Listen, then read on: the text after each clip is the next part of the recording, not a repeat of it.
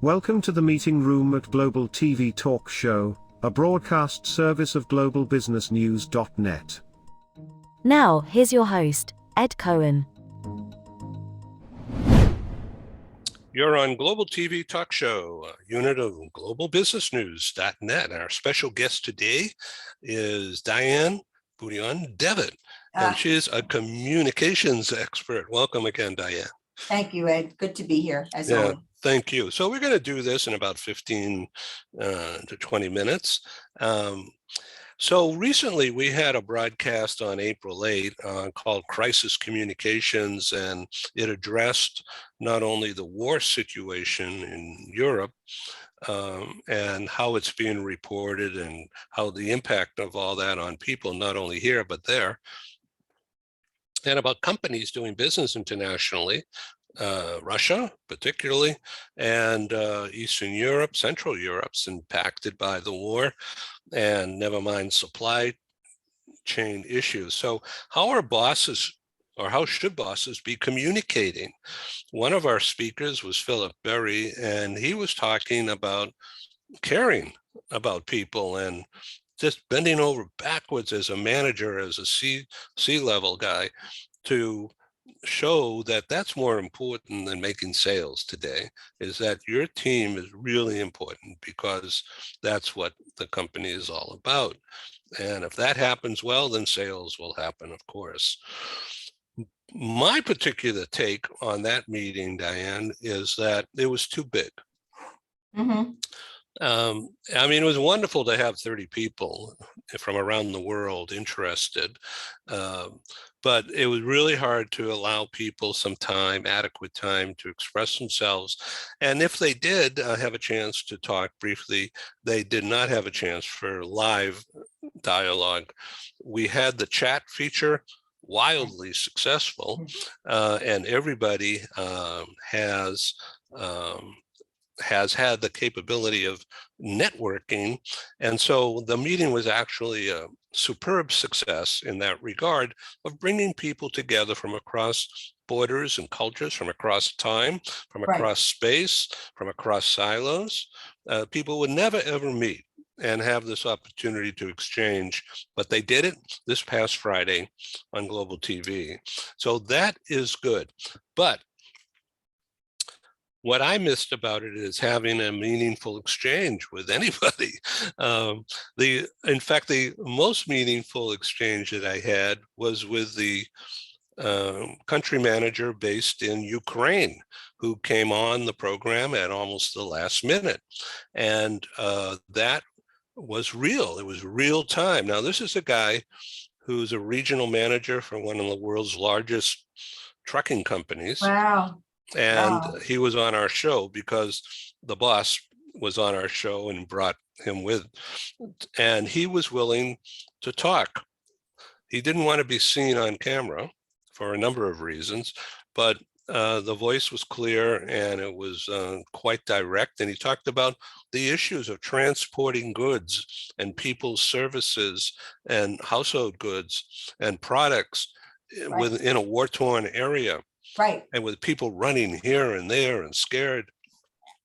He says it's craziness, but they're trying to get used to it, and they're not sure what's going to happen next week. So everybody has to have faith and try to do the best thing to support the effort. And so also on the program, talk about communications, impromptu, we had a woman who was born originally from Moldova, which is right there. Right. And she's been a Canadian citizen for 25 years. And in the relocation real estate. And she spoke to us from Mexico, where she was living as a nomad and talking about alternative lifestyles. Now, anything is an alternative to what's happening in Ukraine. But we also had on the program an American, but she was originally from Moscow. Her family is from Moscow, including her mom is still there in Moscow. And So she was talking about how all of the conversation that was going on in the first 30, 40 minutes of the program was all about Ukraine and how people are coping and how are people dealing with this. And it was gripping. The time flew right by. So the issue is for me in our meetings, and why I like to talk to you and get your advice and insight, is putting together a group dynamic like that is really interesting and attracts a lot of people for networking and first look, but can't get anywhere. You have to have another meeting. And so that has led me to set up additional meetings on the same general topics in late April and again in May. But we're going to narrowcast it rather than broadcast it. In other words, restrict the number of people to 8 or 10 and do 2 or 3 meetings across 2 or 3 days. And so people can choose their time and place and then have more time to speak. What do you think about that method of communications? Well, a few things. All right. A few things. First of all, I mean, great that there were so many people online sharing stories, which is basically what we all do, right? Right. But what you bring up are a few critical things, Ed, is the dynamic and the objective of your show, of global TV, global PR TV, right, is to have conversations and to bring that conversation out to your audience. That's the objective, correct? Right. I'm making notes here. Yes. If you were on the flip side, the CEO, managing director, head of whatever, head of your company, and went into a in-person meeting, you might have had that collective group of 30 or 300 in one room. And then you might have said to them, okay, everyone, here's 8 topics that we covered during this time together. We're going to have 8 breakout rooms if we're online, or we're going to have 8 breakout physical rooms in person where you can go with a group of 6 people, 8 people, however many people, 30 people, and focus on one topic. And then when you're done with that allotted time, come back together as a group and share your findings, share Great your idea. highlights, I like that. give a high level input to the group of what the dissolution was that, that you spoke about. So I think that that's something to think about, is the how to use the power of the group. That being said, from a production point of view, from a editing point of view, in your point, you would just fast forward the time. If you allotted people 20 minutes, you just edit that 20-minute wait time out so that you get their results. That's all editing. And that's why this whole new burgeoning world of online production has blossomed and is growing daily because of all these dynamics you're talking about. So that's the first thing that came to mind. The second thing that came to mind is we all, everyone in the world is feeling what's going on in the Ukraine and that part of the world, because we're all affected by it. I went to the salon last week. The technician who helps me is Russian. Her husband is Ukrainian. They're a medical salon. They're sending supplies over. For all we know, when I heard the news yesterday about the, 11 drivers, 11 trucks that were, confiscated, that the Russians, they don't know, they haven't heard from them now. Her supplies could be on one of those minibuses that were en route. So this is close to all of us more than ever. And we're all living with what's going to happen in the back of our mind. And so I think when you bring up what, Phil was saying, which is as a leader, as a business owner, as a teammate, people do need a little bit more compassion now. because number one, we're still in the pandemic. We're still in the pandemic. So we have that in the back of our heads. Number two, we're all assimilating back. And as I brought up to you before is, it took us a while to withdraw from the human race. And now we're gradually getting the wheels back. And that is a real neuroscience, physiological, sensory adjustment. This episode from the meeting room of Global TV Talk Show is brought to you by Porchlight Rental and Destination Services. Reduce your renter lump sum or managed relocation costs. Visit them at porchlightrental.com. And by airs.com. With our full range of services, we can help design and manage your international relocation. Find us at airs.com. Primestone Partners, featuring corporate, government, and developer housing solutions, as well as senior-level advisory services. Find them at primestonepartners.com. Stop dreaming and start living overseas. International lifestyle consultant Emily Braun can help you seamlessly transition to your new life in your dream destination. Whether you are a retiree, a digital nomad, or a mobile executive, Emily Braun can make your transition overseas a success. Visit emilybraun.com. Coutalis is a global group with a worldwide footprint.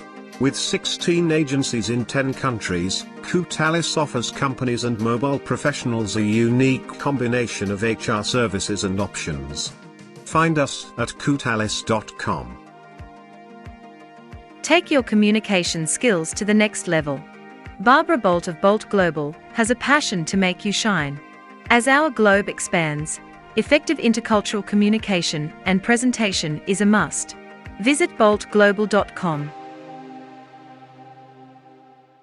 Let me ask you a question about your teaching in New York and how, with that topic in mind. Funny you brought that up, Ed. That was going to be my next topic.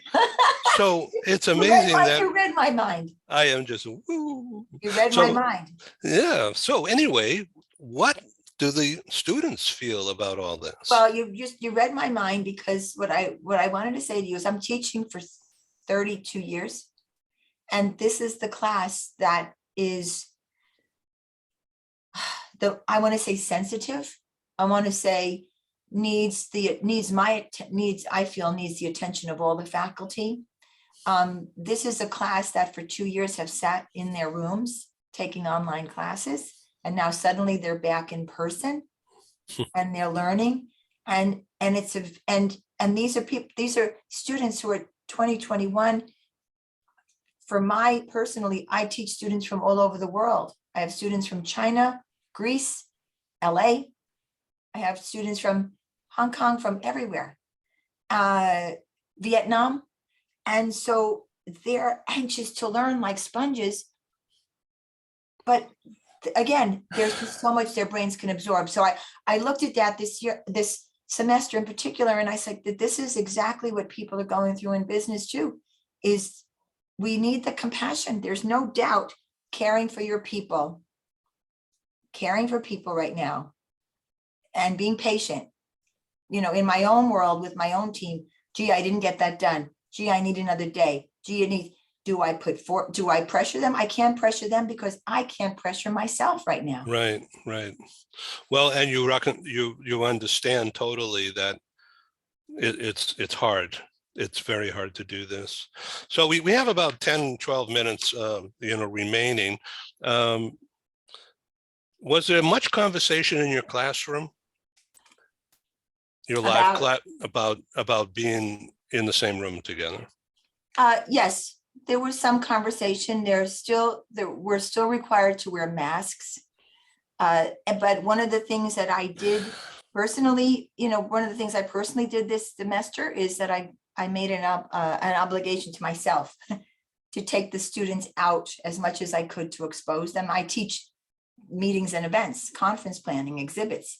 So I want to take them to the hotels, to the event spaces. I want to take them expose them to the industry. They've only seen it online. So we've had the conversation, but their frame of reference is not the same as someone who's had the experience in the field. They don't know what they don't know. And that's the difference with someone who has worked, in an office or, in a commuting back and forth. They have that frame of reference. They need to mentally adjust to that.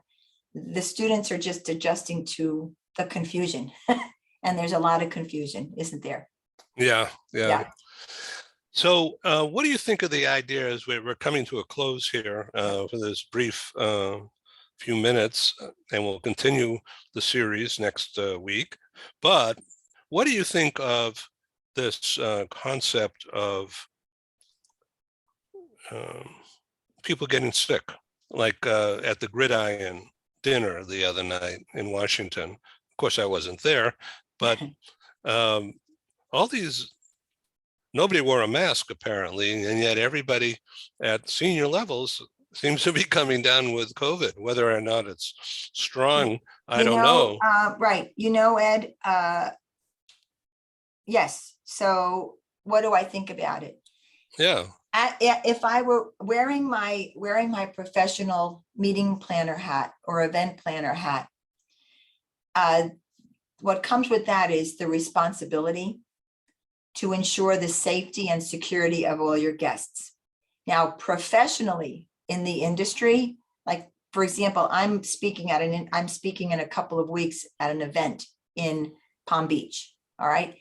There are companies who are out there who vet attendees before they come. Make sure you've had your vax. If you haven't had your vax, all of that, you need to send that information in, and they're on site checking you, temperatures, this and that. I still wear a mask for the most part. I mean, back and forth in New York, you talk about, I have to say this, in observing New York, for example, in Manhattan, subways, buses, still masks. Where I teach, still masks. Now, do I wear it all the time? No. So what do I think about the event? I just am grateful that I'm not the person who was responsible for planning it. So, because that being said, not to interrupt, there is an indemnification that can go with that. Yeah. Or illegality that can go with that. That if you're exposing me to other people, and I've done, who's to say what's going to happen? We are pleased to welcome Adamo Education as a proud sponsor of Global TV Talk Show. The concept of a micro school is the reimagining of the one-room schoolhouse. My name is Tamara Becker. I'm the president and CEO of Adamo Education. The micro school concept really does not just lend itself to the personalization and the customization of learning, but also the social development and fostering that sense of love for learning. Unlike what we see in traditional brick and mortar schools, we have multiple grade levels in the same learning space. Students can be enriched by the socialization that they get, as well as the academic support from peers. What differentiates Adamo is the fact that we are taking the best pieces of brick and mortar, of digital, and then at-home learning. Students here can come 5 days a week. They can come 4 hours a day. It will really just depend on what is best for the student and for the parent. To enroll, just reach out via phone, text, or email, and we'll have that personalized conversation, and we'll be able to get you all set. Check us out at adamoeducation.org.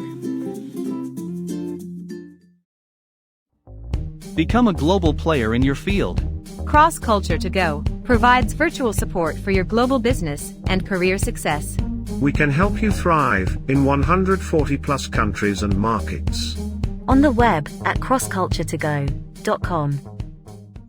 So, some of the people that you see out in the street, or I did, wear the plastic shield, which is transparent, because I can't stand having something on my nose or my mouth, because I just choke up, I gag, Right. so I wear a loose fitting. But that idea of wearing a glass or a plastic, so you're seen and you can see people, that's really what it's all about. Not wearing black or white or purple. Listen, I'm not an expert in this. I don't know. I know, listen, you hear different things. It takes the size of a pinhead to spread COVID. the driving force for me and my responsibility is that we have there's a senior in my life who is 91, 92. I'm exposed to seniors, and that, that obligation, because this is primarily a senior disease, that obligation keeps me aware of that. Now, whether it helps or not, I'm not an expert. I tend to think it can't hurt.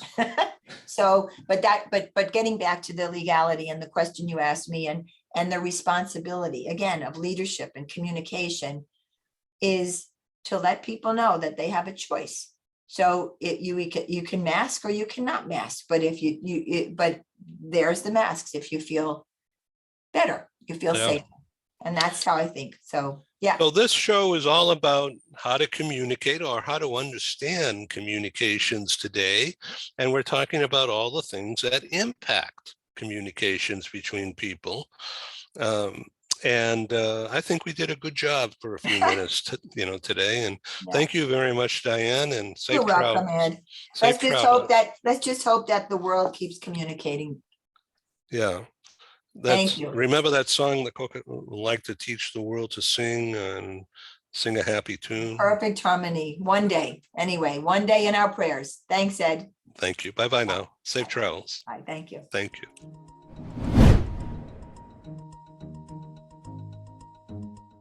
Thank you for joining us in the meeting room at Global TV Talk Show.